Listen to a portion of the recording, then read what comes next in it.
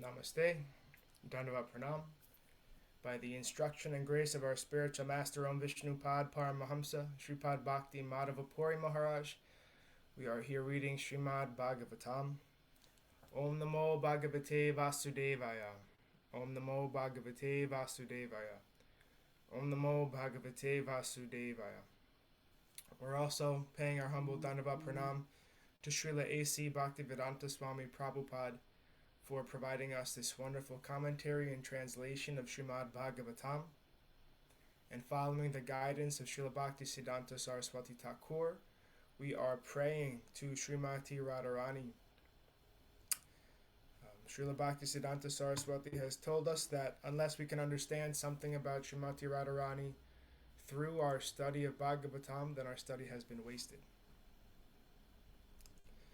Yadi sevā-vañcitāḥ yasyāḥ kṛpayā vayaṃ labhema sarvaṃ prāpnumaḥ prayojanaṃ dhāmni śrī-bhagavat pade Kṛṣṇa-sambandhi sarvaṃ cha Yadi na jānīmahe tutam Aṣṭādaśasu sahasreṣu ślokānāṃ bhāgavat-oktiṣu Rādhārānīṃ na vindāmaḥ tada Nishvalam bhagavat-yayinam radhikaya kripam vina vyartasyat sarva-pariśramaḥ.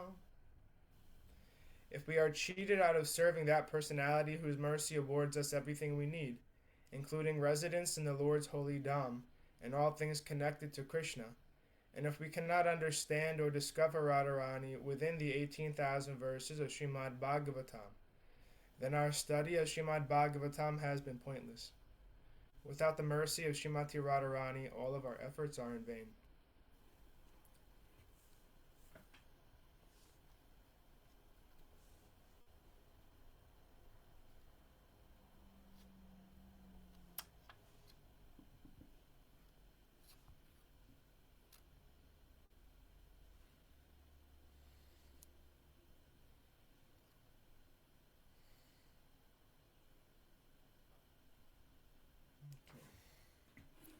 So we are continuing our reading today.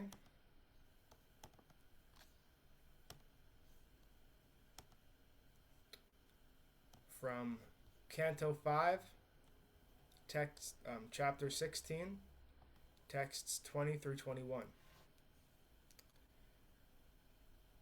Tabhad ubhayor apirodasur yamratikatad rasenhanu vidyamana Vaibharka samyoga vipakena sadamara loka bharanam Jambūnadam nama suvarnam bhavati yaruha vava vibhudha sahayuvatibir mukuta kataka kati sutradhyabharana rupena kalu darayanti. The mud on both banks of the river Jambūnadī, being moistened by the flowing juice and then dried by the air of the sunshine, produces huge quantities of gold called Jambū-nada. The denizens of heaven use this gold for various kinds of ornaments. Therefore all the inhabitants of the heavenly planets and their youthful wives are fully decorated with golden helmets, bangles, and belts, and thus they enjoy life. Purport. By the arrangement of the Supreme Personality of Godhead, the rivers on some planets produce gold on their banks. The poor inhabitants of this earth, because of their incomplete knowledge, are captivated by a so-called Bhagavan who can produce a small quantity of gold. However, it is understood that in a higher planetary system in this material world, the mud on the banks of the Jambūnadī mixes with jambu juice, reacts with the sunshine in the air, and automatically produces huge quantities of gold. Thus the men and women are decorated there by various gold ornaments, and they look very nice. Unfortunately, on earth there is such a scarcity of gold that the governments of the world try to keep it in reserve and issue paper currency.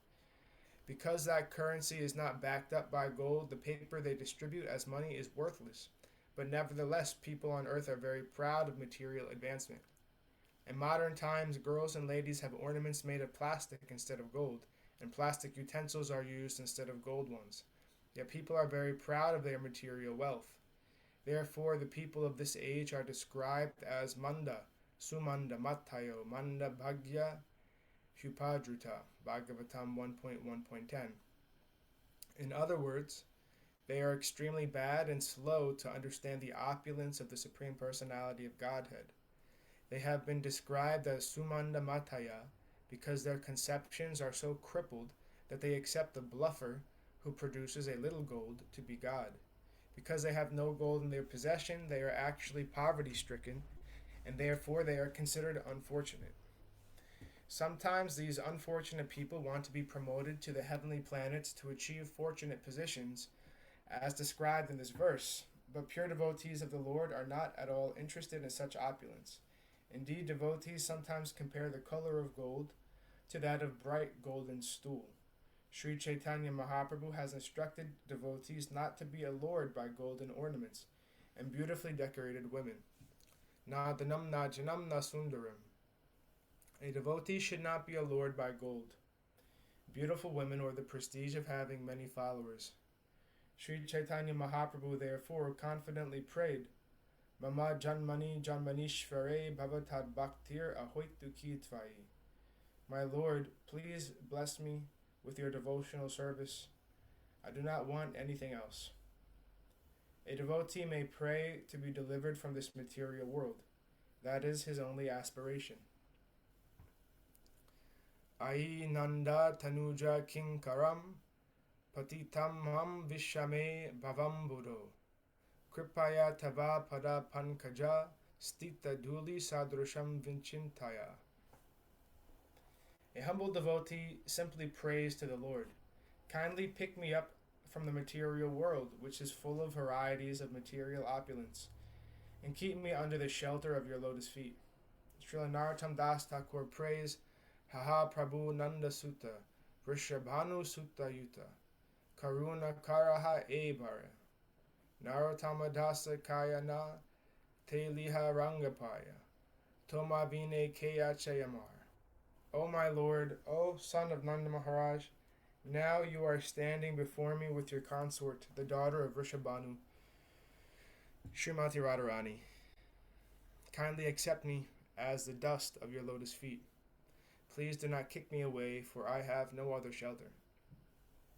Similarly, Prabodhananda Saraswati indicates that the position of the demigods who are decorated with golden helmets and other ornaments is no better than phantasmagoria, Tridasapur Akasha Pushpayate.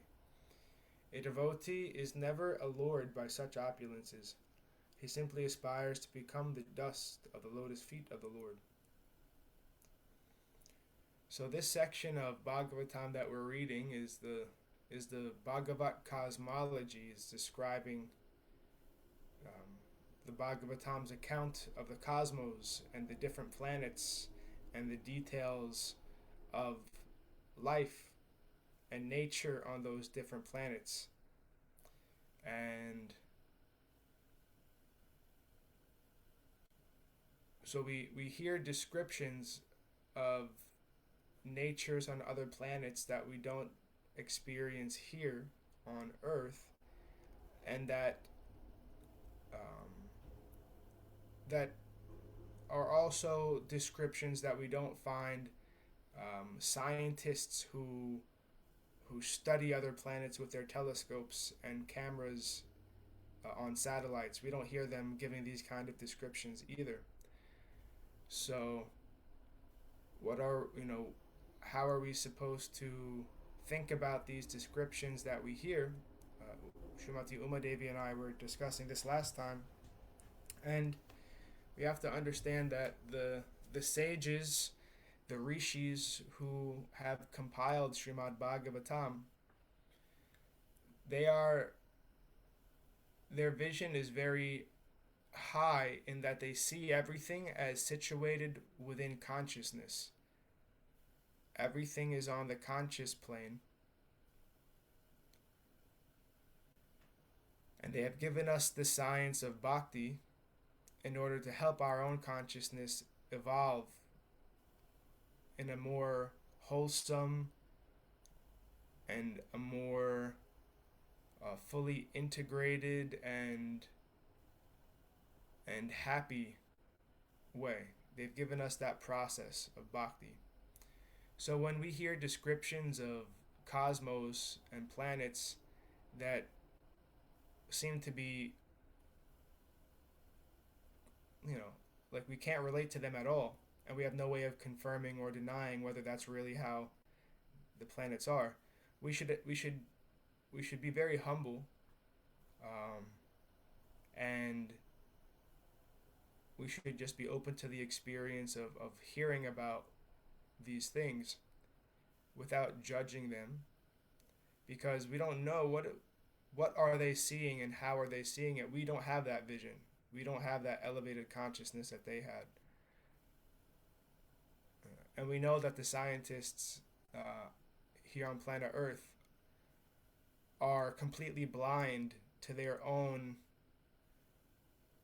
presuppositions in science. They think they are being objective, but they're actually filled with biases that influence how they draw conclusions from the data that they have. So we also cannot take what they are saying to be, valid either, because they have so many biases that are influencing what they are saying that they're unaware of. So when we read these things of the cosmos from the Bhagavat perspective, we have to keep these things in mind, that the sages and rishis who are seeing this in their consciousness, they do have a more theistically refined intelligence, and it's their grace to try to communicate something to us, and for us to hopefully benefit from that by becoming purified in some way, which includes becoming more humble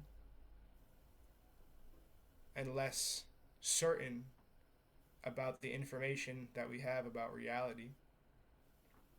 So as we continue with these descriptions of the cosmos, I think it's important to keep that kind of framework in mind.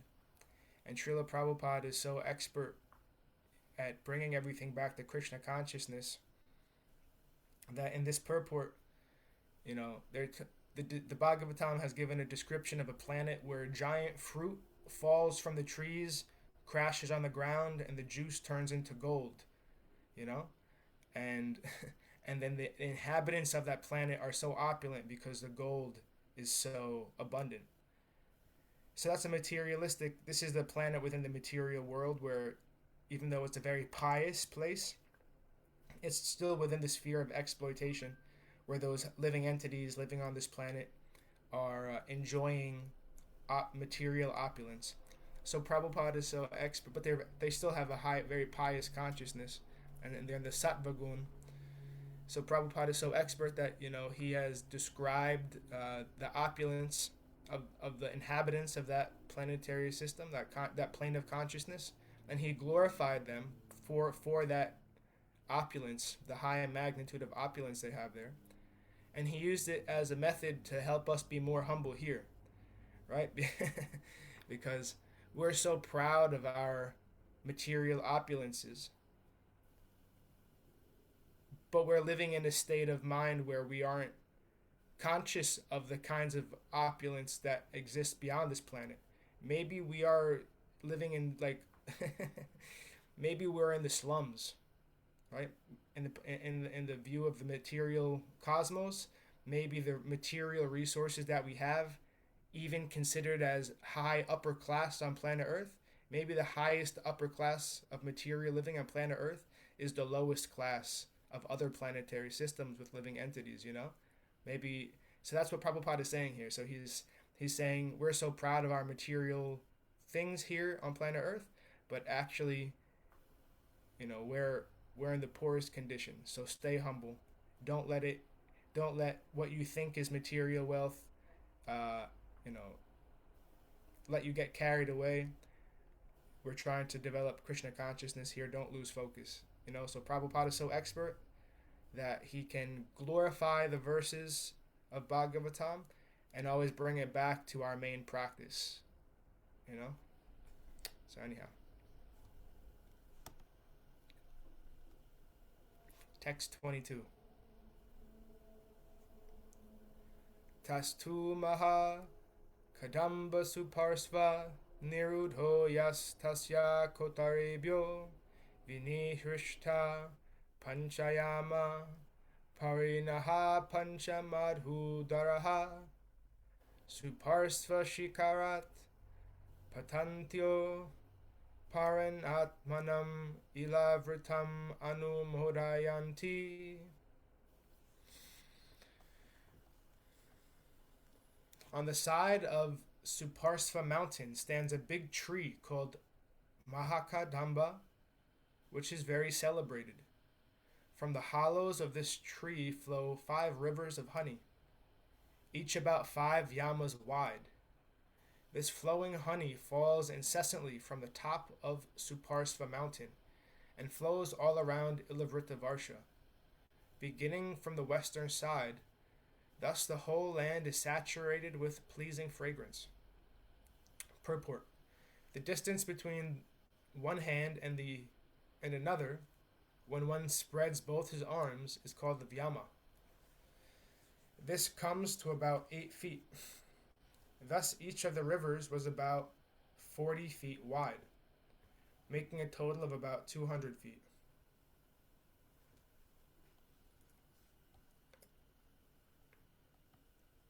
Text 23.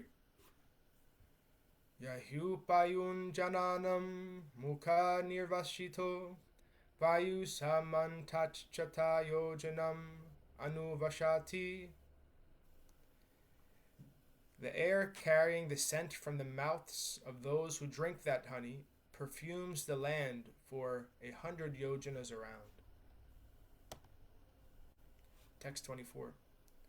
Evam kumodo nirudho ya satavalso namavatas tasya skandhebhyo nichina payodadi madhugrita gudana dyambara sayashana bharandaya sarva eva kamadugha nadha kumudagarat patantas tam utarene lavritam prayojanaṃ. Similarly, on Kumuda mountain there is a great banyan tree, which is called Satavalsa, because it has 100 main branches. From those branches come many roots, from which many rivers are flowing. These rivers flow down from the top of the mountain to the northern side of Ilavrita-varsha for the benefit of those who live there. Because of these flowing rivers, all the people have ample supplies of milk, yogurt, honey, clarified butter or ghee, molasses, food grains, clothes, bedding, sitting places, and ornaments. All the objects they desire are sufficiently supplied for their prosperity, and therefore they are very happy. Purport. The prosperity of humanity does not depend on demoniac civilization that has no culture and no knowledge, but has only gigantic skyscrapers and huge automobiles, always rushing down the highways. The products of nature are sufficient. When there is a profuse supply of milk, yogurt, honey, food grains, ghee, molasses, dhotis, saris, bedding, sitting places, and ornaments, the residents are actually opulent. When a profuse supply of rain from the river inundates the land, all these things can be produced, and there will not be scarcity. This all depends, however, on the performance of sacrifice as described in the Vedic literature. Anad bhavanti bhutani parjanyad anasambhava yagyad bhavati parjanyo yagya karma samudbhava. All living bodies subsist on food grains, which are produced from rains. Rains are produced by performance of yagya or sacrifice, and yagya is born of prescribed duties. These are the prescriptions given by Bhagavad Gita 3.14. If people follow these principles in full Krishna consciousness, human society will be prosperous, and they will be happy both in this life and the next. 25.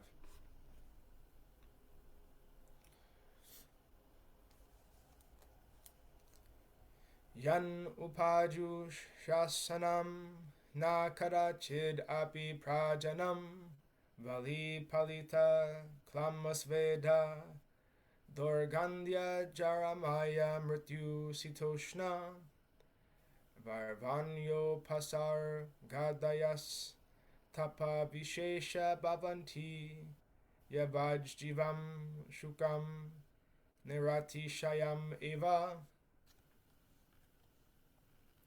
The residents of the material world, who enjoy the products of these flowing rivers, have no wrinkles on their bodies and no gray hair.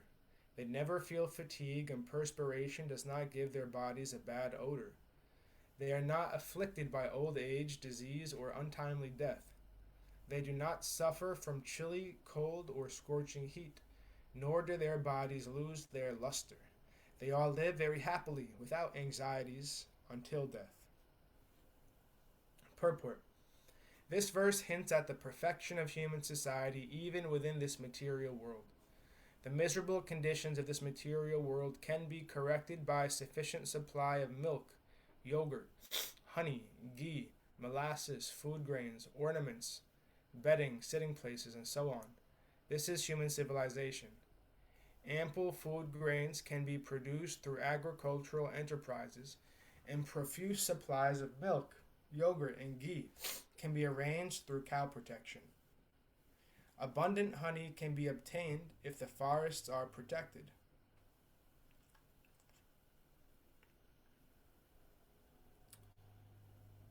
Unfortunately, in modern civilization, men are busy killing the cows that are the source of yogurt, milk, and ghee. They are cutting down all the trees that supply honey, and they are opening factories to manufacture nuts, boats, automobiles, and wine instead of engaging in agriculture. How can the people be happy? They must suffer from all the misery of materialism. Their bodies become wrinkled, gradually deteriorate until they become almost like dwarves. And a bad odor emanates from their bodies because of unclean perspiration resulting from eating all kinds of nasty things. This is not human civilization. If people actually want happiness in this life and want to prepare for the best in the next life, they must adopt the Vedic civilization. In Vedic civilization, there is a full supply of all the necessities mentioned above.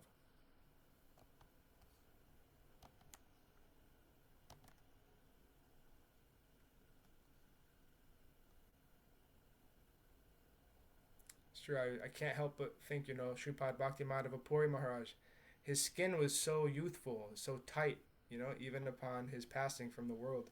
He had a full head of hair. He had really a gorgeous head of hair, He never bald. So all these things are on the bodily platform, they have an effect,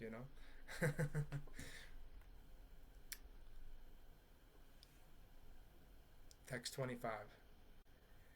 Yan upajusananam na kadachid api prajanam vali palita klama sveda dorgandhya jaramaya mrityu sitoshna varvanyo pashar gadayas tapa vishesha bhavanti yavaj jivam shukam niratisayam eva.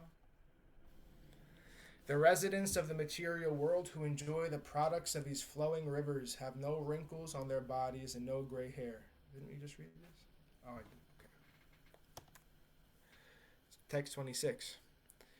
Kuranga kurara kushumba vaikankaja trikuta sishira patanga ruchaka nishada shinivasa kapila sankhya vaidurya jarudhi hamsa Rishabha Naga Kalanjara Naradadayo Vimshati Garayo Mero Karnikaya Eva Keshara Bhuta Mula Deshe Parita Upaklaptaha. There are other mountains beautifully arranged around the foot of Mount Meru, like the filaments around the whorl of a lotus flower. Their names are Kuranga, Kurara, Kushumba, Vaikanka, Trikuta, Sishira, Patanga, Ruchaka, Nishadha, Srinivasa, Kapila, Shankya, Vaidurya, Jarudhi, Hamsa, Rishabha, Naga, Kalanjara, and Narada. Okay, I'll read this last one. Text 27. Jatara Deva Kuto Merum Purvenastadasa Yojana Sahasram Udagayato Dvisahasram Pradhu Tungo Bhavata Evam Aparena Pavana Pariyatro Dakshinena Kailasa Karaviro Prag Ayatav Evam Uttaras Trishringa Makara Vashtabir Etahi Parishritogner Iva Paritas Chakshati Kanchanagiri. On the eastern side of Sumeru Mountain are two mountains named Jatara and Devakuta, which extend to the north and south for 18,000 yojanas, 144,000 miles. Similarly, on the western side of Sumeru are two mountains named Pavana and Pariyatra, which also extend north and south for the same distance. On the southern side of Sumeru are two mountains named Kailasa and Karavira, which extend east and west for 18,000 yojanas. And on the northern side of Sumeru, extending for the same distance east and west, are two mountains named Trishringa and Makara. The width and height of all these mountains is 2,000 yojanas, or 16,000 miles. Sumeru, a mountain of solid gold, shining as brilliantly as fire, is surrounded by these 8 mountains. Okay, and thus ends our reading for today. We'll continue from text 28 whenever we get to read Bhagavatam online again. Yeah, ideally, if we can do it by the phone, we can do it on Friday too. I just have to figure out how to read it and stream it on Zoom at the same time. So by Krishna and Gurudev's grace, maybe we can still read on Friday. Before we conclude today, were there any comments or questions or anything to share from the assembled devotees? We're going to still be here Wednesday to read, so Today's that's Monday. or Or Wednesday, right? Yeah, we'll still be here Wednesday. Ahead of myself. Okay. Yes, Wednesday. So we'll be back on Wednesday. Okay. All right. Jai Om Vishnupad Paramahamsa Shripad Bhakti Madhava Puri Maharaj Ki Jai. Jai. Srila Prabhupada, Srila Guru Maharaj, Srila Gurudev, Srila Acharya Dev, Srila Tirtha Maharaj Ki Jai. Jai. Luga Guru Varga Ki Jai. Jai. To the assembled devotees, all glories to the worldwide devotees. Sama Bhaktiveda Vrinda Ki Jai. Jai. Jai.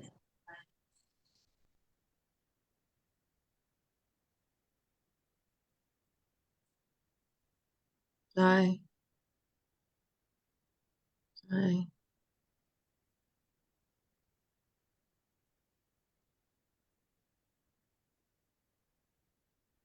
Jai.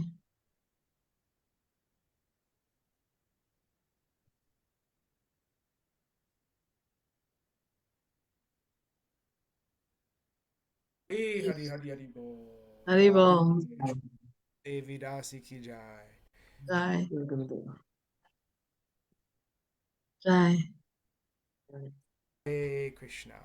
Jai. Hare Krishna and Krishna Keshava Das Ki Jai. Jai. Hare Krishna.